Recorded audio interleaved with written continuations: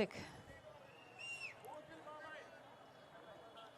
రేపల్లె నియోజకవర్గ ప్రజలకు, చేరి వచ్చిన ప్రతి అన్నకు, ప్రతి తమ్ముడికి, ప్రతి అక్కకు, ప్రతి చెల్లికి మీ రాజశేఖర రెడ్డి బిడ్డ మీ వైఎస్ షర్మిలారెడ్డి శిరస్సు వంచి చేతులు జోడించి మనస్ఫూర్తిగా నమస్కరించుకుంటోంది.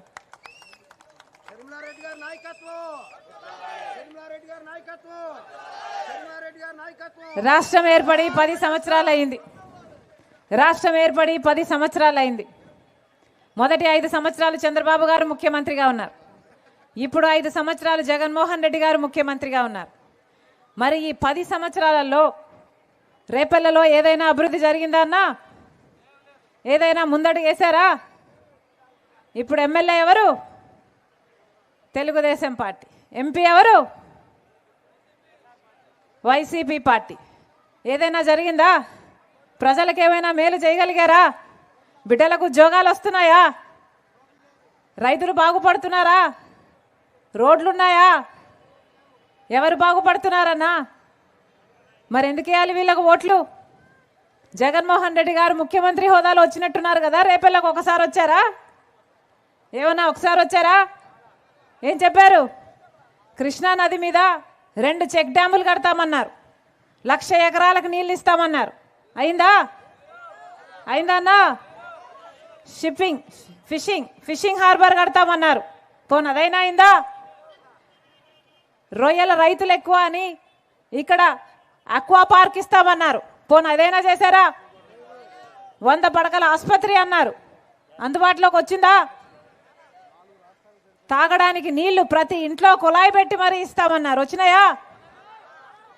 ఒక్క మాట అయినా నిలబెట్టుకున్నారా? ఇదే జగన్మోహన్ రెడ్డి గారు ఈరోజు పొద్దున న్యూస్లో చూస్తే వాళ్ళు చెప్తున్న మాట, బొత్స సత్యనారాయణ అనే ఆయనను పక్కన నిలబెట్టుకొని నాకు తండ్రి లాంటి వాడు, ఓట్లేయండి అని అడుగుతున్నారు. మీ సమక్షంలో అడుగుతున్నాం. బొత్స సత్యనారాయణ గారు జగన్మోహన్ రెడ్డి గారికి తండ్రి సమానులట. తండ్రి సమానులట. ఏ బొత్స సత్యనారాయణ? ఇదే బొత్స గారు అసెంబ్లీలో నిలబడి నిండు వేదిక మీద ఆన్ రికార్డు రాజశేఖర రెడ్డి గారిని తిట్టిపోసిన బొత్స సత్యనారాయణ గారు ఈరోజు జగన్మోహన్ రెడ్డి గారికి తండ్రి లాంటి వాడట.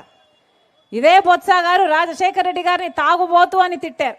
ఇదే బొత్స గారు జగన్మోహన్ రెడ్డి గారికి ఉరిశిక్ష వేయాలి అన్నాడు. జగన్మోహన్ రెడ్డి గారు బినామీలు అన్నారు. ఎన్ని మాటలు అన్నాడు. ఆఖరికి విజయమ్మను కూడా, విజయలక్ష్మి గారిని కూడా, రాజశేఖర రెడ్డి గారి భార్యను కూడా అవమానించిన వాడు బొత్స సత్యనారాయణ గారు.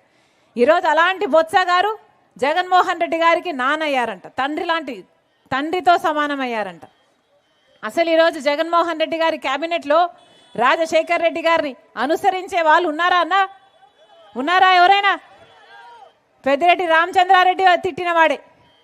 ఇంకెవరు? విడుదల రజనీ తిట్టినావిడే.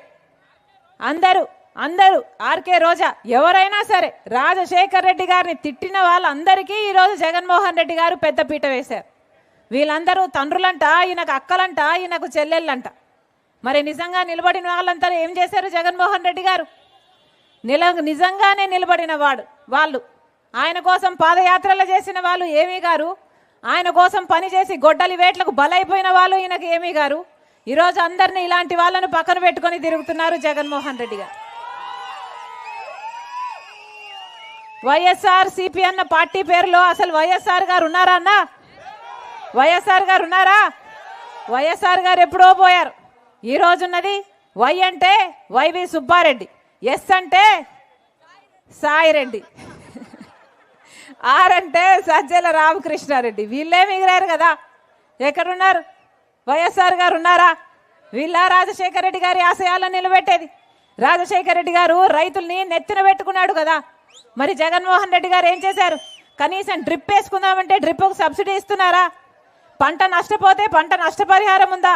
కనీసం మద్దతు ధర ఉందా అన్న రైతులకి? మరి ఏం చేసినట్టు జగన్మోహన్ రెడ్డి గారు? 3,000 కోట్లతో ఒక ధర స్థిరీకరణ నిధి ఏర్పాటు చేస్తాను, రైతన్న వాడు నష్టానికి అమ్ముకునే అవసరమే ఉండదు అని జగన్మోహన్ రెడ్డి గారు చెప్పి కదా ఓట్లేయించుకున్నారు. ఒక్క సంవత్సరమైనా 3,000 కోట్లు పక్కన పెట్టాడన్నా జగన్మోహన్ రెడ్డి గారు? రైతులను మొత్తం నాశనం చేశారు. ఈరోజు మన రాష్ట్రంలో అప్పులే, బిడ్డలకు ఉద్యోగాలు వచ్చాయా? ఇక్కడ ఒక్కరికి రాలేదు.